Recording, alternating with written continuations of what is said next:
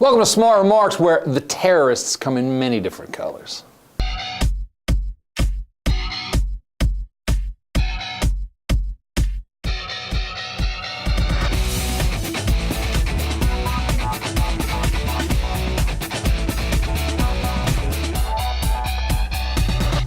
So here's the question. A guy named Joe Stack flies a small plane into an IRS building down in Texas last week.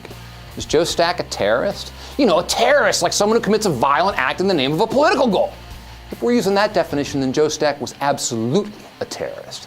In a lengthy manifesto posted online, he railed on and on about his troubles with the IRS, but he also wrote that, quote, violence not only is the answer, it's the only answer. And he also wrote of his desire to incite, quote, the American zombies to wake up and revolt. He was outraged and he wanted to trigger the revolution, which only an extreme act could do.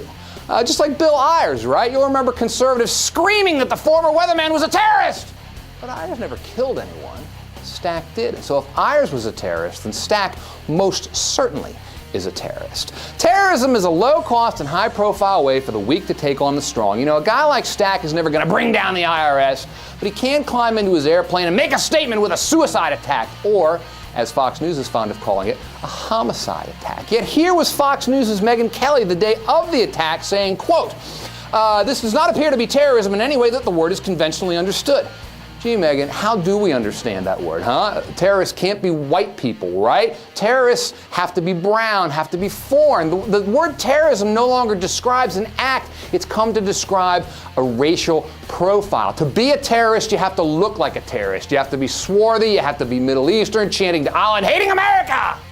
I'm pretty sure Joe Stack hated America, or at least the America he encountered. And this brings us to an interesting point, because right now we're at a time of considerable anti-government sentiment in our society. Stack has been made a hero online in some circles, and even others who aren't about to go that far seem to be excusing his actions. Representative Steve King of Iowa was asked about this last week. King's a Republican, and he said, quote, it's sad the incident in Texas happened, but by the same token, it's an agency that's unnecessary.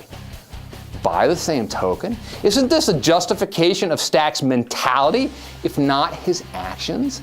Let's be clear about this. When you blow up a building, even or maybe especially a government building, that's an act of terrorism. When you kill innocent people, that's an act of terrorism. The likes of King had no problem affixing this label to people like Bill Ayers. But if it fits there, it fits here, and it fits the next time as well. The label itself won't prevent the next attack, but it might go a long way towards delegitimizing the bloodlust. Do you think his attack, his terrorist attack, was motivated at all by a lot of the anti-tax rhetoric that's popular in America right now? I think if we'd abolished the IRS back when I first advocated it, he wouldn't have had a target for his airplane.